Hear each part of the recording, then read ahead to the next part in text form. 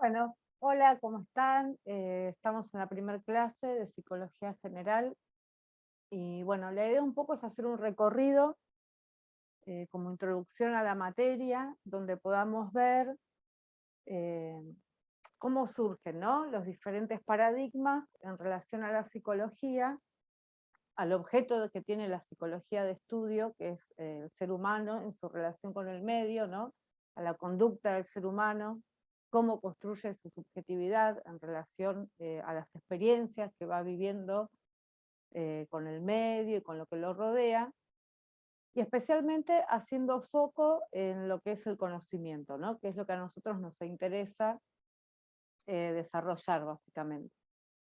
Bueno, para esto lo que vamos a hacer primero es sentar posición nuestra como cátedra de cómo queremos, de qué mirada tenemos y cuál es nuestro sustento teórico. ¿Para qué?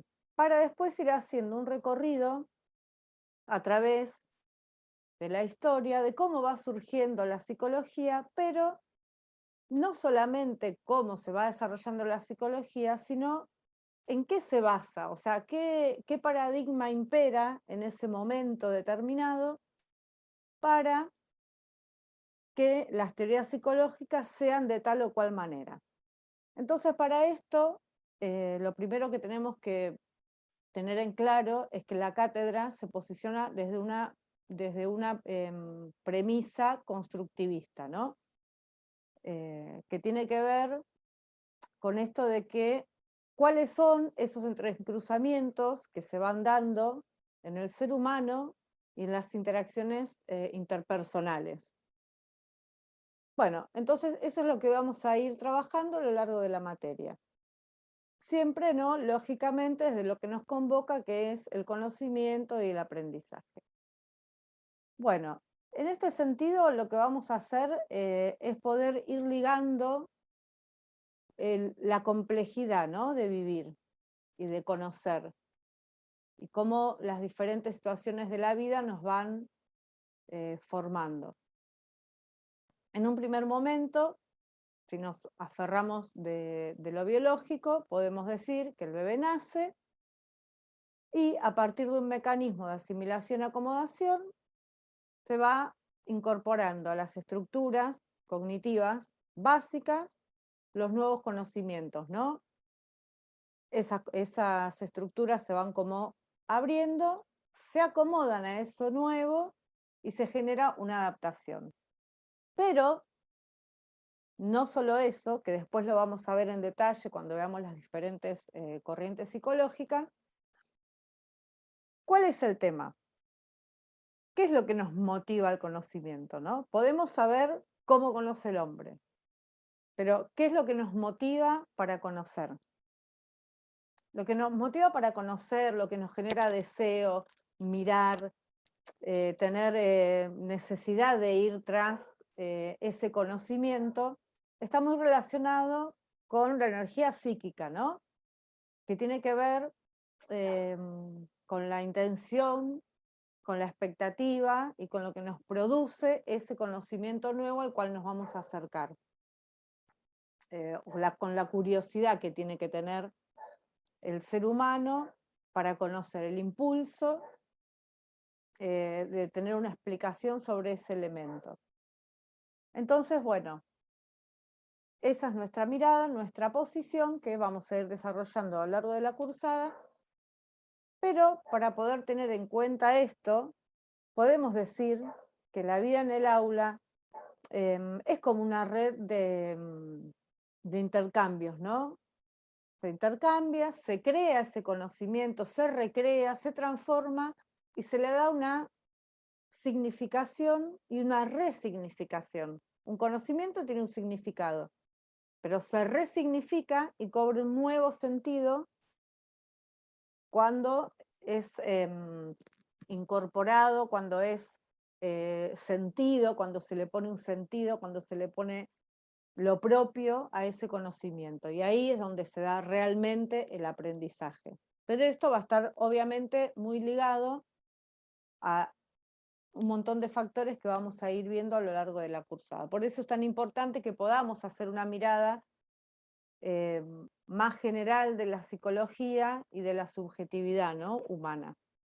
Yo en la clase asincrónica, en la parte del aula, puse un glosario para que vayamos ahí poniendo todos los conceptos que quizá a veces uno los tiene como predeterminados, como decir, bueno, este que es un paradigma es tal cosa, la ciencia, o sea, son conceptos tan generales y que usamos tan cotidianamente que a veces se pierde el real significado de ese concepto. Por eso es la idea del glosario, que ustedes puedan volver sobre ese concepto, volver sobre ese significado y ligarlo a nuestra materia. Bueno, para empezar, el recorrido de la clase va a ser así. Ya sentamos una posición teórica, que es la constructiva, que son los entrecruzamientos que se dan en la construcción del conocimiento y del sujeto, pero vamos a partir de cómo se generan las ciencias psicológicas. ¿Por qué hay diferentes teorías, diferentes vertientes? ¿En base a qué?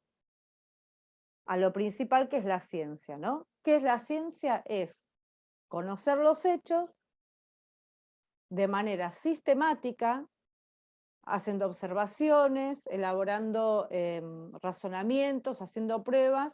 ¿Para qué? Para encontrar regularidades, hacer predicciones de lo que va a pasar, o sea, tener un control de lo que va a pasar y generar teorías. Bueno, en ese sentido, teniendo una idea como más cabal de lo que es la ciencia, ¿no?, que es en realidad la que genera los paradigmas de los cuales después se van a desprender las diferentes teorías, vamos a hacer como un reconto breve, porque las autoras en el libro que tenemos, que sería este que está acá, que ustedes lo tienen digitalizado, hacen un recorrido un poco más exhaustivo, pero bueno, lo vamos a ir viendo más que nada, no para que ustedes, no para darles toda la información que dice el libro, sino para que ustedes entiendan por qué ponemos esta clase introductoria, por qué ponemos este contenido en esta clase introductoria, porque es importante saber de dónde vienen las teorías, en qué se basan y por qué son como son. Por eso es esta clase, para que ustedes puedan entender por qué uno pone determinado material y no otro, y para qué, bueno, si lo que es la ciencia ya lo vi en tal materia, lo vi en otra materia, pero no, la idea es que ustedes entiendan y lo puedan ligar a lo que estamos viendo en esta clase. Bueno, volviendo sobre lo que es la ciencia, que permite las regularidades, permite generar teorías, y la idea es siempre el control, ¿no?, poder predecir los hechos. Bueno, vamos a volver a la ciencia moderna. O sea, si bien la ciencia moderna surge con los egipcios, en la antigua Babilonia, bueno, y en China, en realidad en el Renacimiento, que fue en el siglo XIV, es donde se empieza a fundar las bases del modo de conocer. O sea, cómo vamos a hacer, cómo va a ser el modo de conocer, el modo de acercarse al conocimiento, ¿no?, y de generar conocimiento, ¿no?, de los hechos. Bueno, esto surge con el Renacimiento. Por ejemplo, el mayor referente es Copérnico, cuando inicia, ¿no?, se dice históricamente que se inicia la revolución científica con la teoría heliocéntrica. Ahí es como que es un punto de quiebre en la historia. Y esto va a dar origen al método científico, ¿no?, a los pasos que hay que seguir para poder acercarse a un conocimiento y que ese conocimiento sea válido, digamos. Bueno, después vamos a tener en el siglo XVII, con Descartes, que era francés. Él va a sentar las bases de lo que es el paradigma de Occidente, y él, en realidad, lo que quería generar era una teoría general, matemática, para que pudiera solucionar todos los problemas, ¿no? Algo general para todo. Para esto, ¿qué hace él? Va a como que va a sentar un modelo de 4 pasos que ahora cuando los escuchemos nos vamos a dar cuenta que son como que los tenemos muy presentes en la actualidad, ¿no? En todo lo que es las neurociencias y un montón de modos de conocer que están muy apegados a este tipo de método científico, método de conocer. Bueno, acá Descartes, en el método que él propone, el primer paso va a ser basarse en la evidencia. Él va a decir que lo único que va a ser real es lo que se pueda observar y lo que se pueda comprobar y ver en la realidad. El segundo paso que él toma para su teoría es poder dividir ese problema, ese hecho, en la mayor cantidad de partes posibles. O sea, poder hacer una división de cada parte para poder observarla por separado. Después, en el tercer punto, en el tercer paso que él postula, él va a hablar de ir de lo singular a lo general. O sea, ir de lo más chiquitito hasta lo más general de la situación, el problema o la realidad que se quiera analizar. Y el cuarto paso es poder realizar generalidades, ¿no? O sea, mantener un control, poder tener enumerado todo lo que corresponde a esa problemática específica. Bueno, esto así empieza un poco el tema de la ciencia y acá nos podemos ir dando cuenta que esto está en total oposición con lo subjetivo, porque se despega totalmente lo objetivo de lo subjetivo. ¿Por qué? Porque lo subjetivo es algo que no se puede controlar. Entonces, así es como empieza a surgir este paradigma, ¿no? Este primer paradigma al cual nos estamos refiriendo, que es el que va a dar lugar a diferentes teorías, ¿no?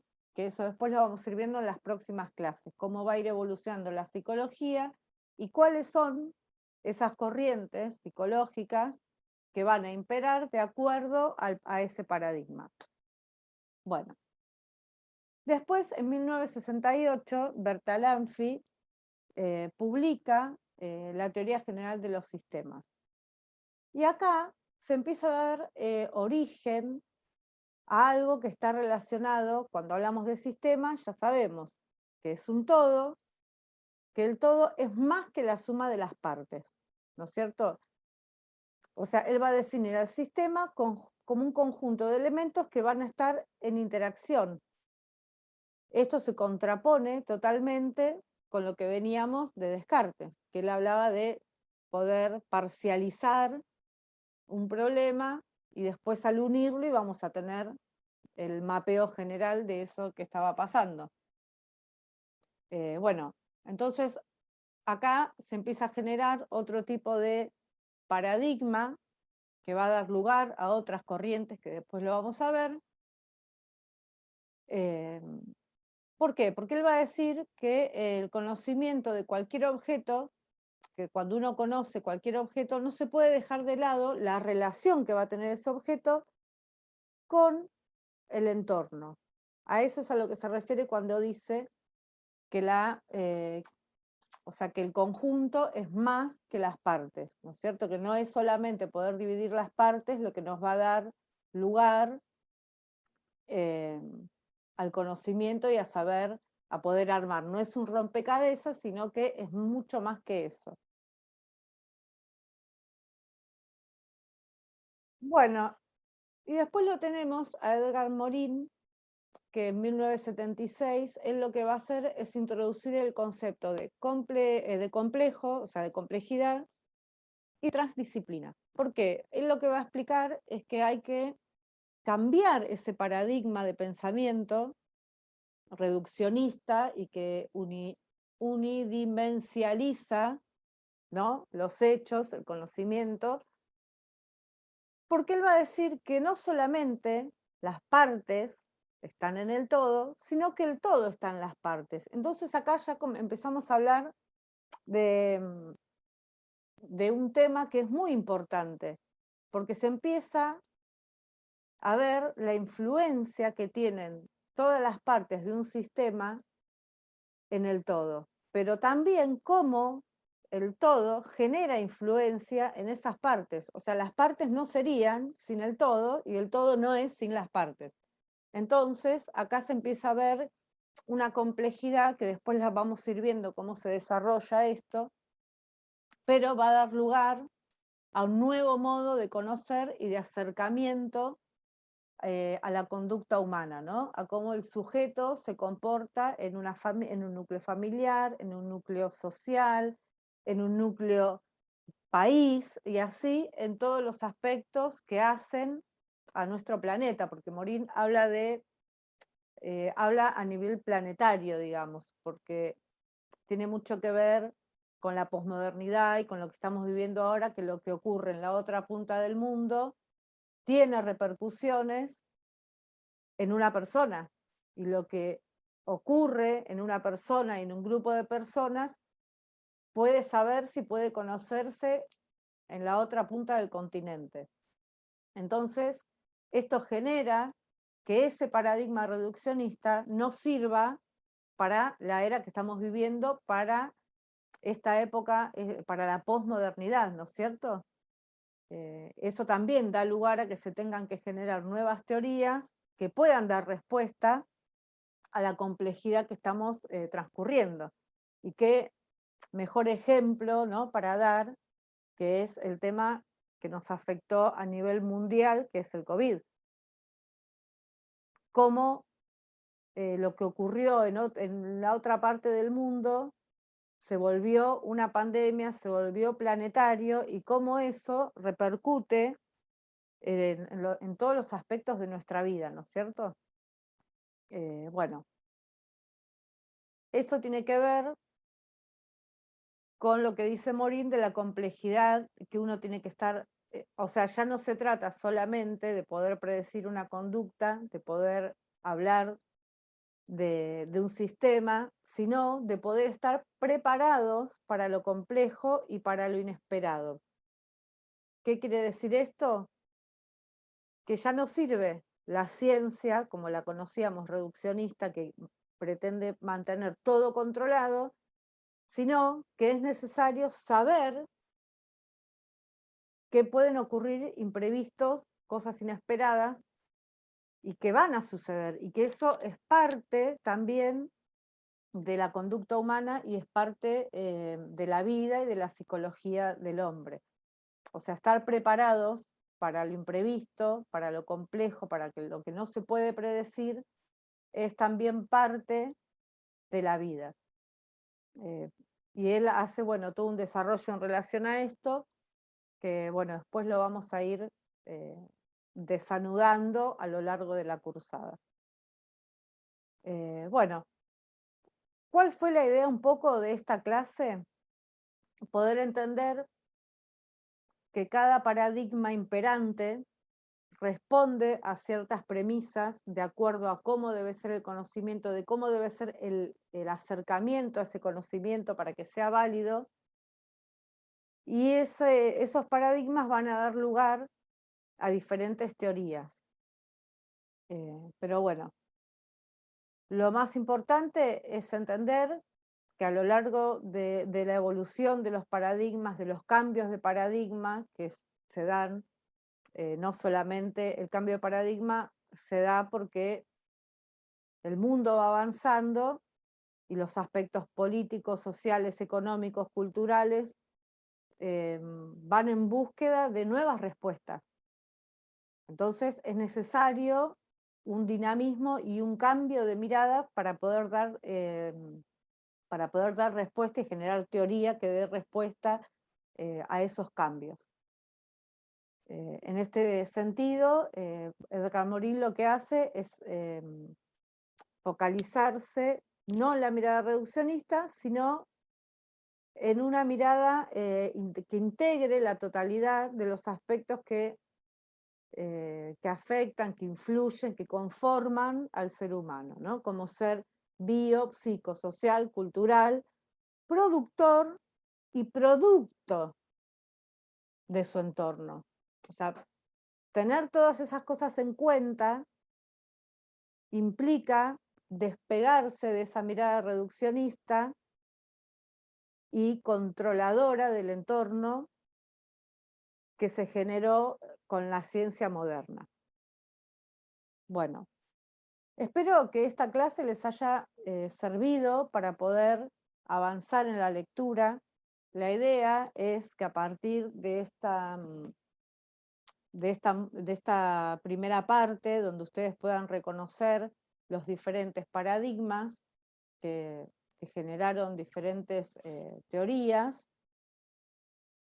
a partir de esto puedan empezar a desandar esas teorías y la evolución que se fue dando en la psicología, ¿no? A lo largo de los años, pero teniendo en cuenta de dónde venimos y hacia dónde vamos, ¿no es cierto? Por eso es tan importante conocer qué es un paradigma, qué es la ciencia, cómo empieza, cuáles eran sus ideas fundamentales de la ciencia, por qué surge, y eso va a ir dando lugar a diferentes paradigmas de acción. Por ejemplo, de ahí, de los primeros tiempos de la ciencia moderna, surge el conductismo, que sería el paradigma de la conciencia, que tiene que ver con que todo se explica de acuerdo a la conducta, ¿no? Y lo que se busca es controlar.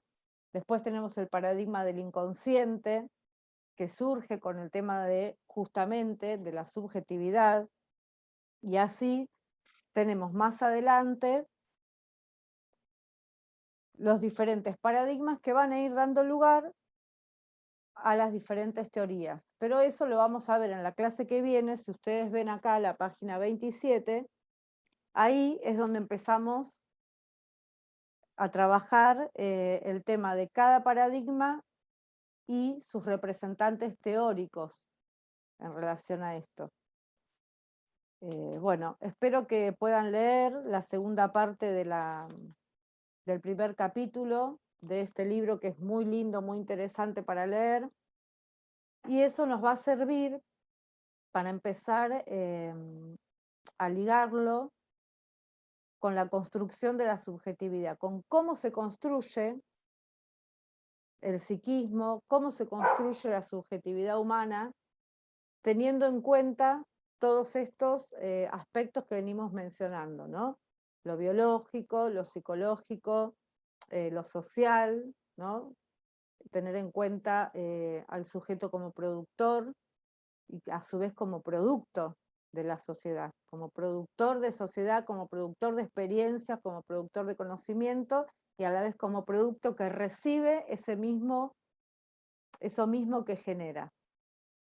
De esto y bueno, de un montón de temas más vamos a seguir trabajando en la clase que viene con Cecilia, que ella ya les va a dar, va a hablar más específicamente de cómo fue evolucionando la psicología dentro de estos paradigmas, y bueno, y vamos a seguir avanzando. Yo ahora les voy a dejar una actividad que es una imagen que la van a tener en el aula. Esa imagen va a estar en un foro donde cada uno de ustedes va a tener que, habiendo leído la segunda parte del capítulo y con la lectura que tenían del texto de Freud, más allá de que todavía no tengan la clase esa y que sea la semana que viene, ahí me gustaría que, teniendo en cuenta lo que hablamos de los paradigmas, ustedes puedan hacer como no sé, una reflexión viendo esa imagen y analizándola con lo que ustedes tengan, con lo que traigan aprendido de otras materias, de otras cursadas, hacer un pequeño análisis desde una visión reduccionista de la ciencia y una visión más relacionada con Edgar Morin. Lean bien de vuelta el texto, el capítulo 1 del libro de Percibir, Pensar y Sentir del adulto en su vida cotidiana. Lean el texto de Freud, que más que nada la idea del texto de Freud es que ustedes puedan tener como un acercamiento más a la teoría de esa época, a la mirada que se tenía de esa época y cómo se fue modificando y hasta dar surgimiento, ¿no?, al inconsciente y al psicoanálisis. Pero es más que nada para que ustedes puedan empezar a tener como una idea más contextualizada y vuelvan ahora sobre los textos esos de Freud que tenemos que dejamos en el aula, ¿para qué? Volver sobre eso, pero después de esta clase les va a permitir a ustedes mirar con otros lentes, ¿no? Ver con otros anteojos y poder entender por qué Freud fue quien fue y es quien es todavía al día de hoy, porque lo que hizo fue algo totalmente emancipador en todo el sentido de la palabra, ¿no? Así que bueno, espero que les sirva. Ahora voy a poner la clase acá abajo, la van a tener para volverla a ver si quieren, y espero que hagan la actividad. Nos vemos la semana que viene.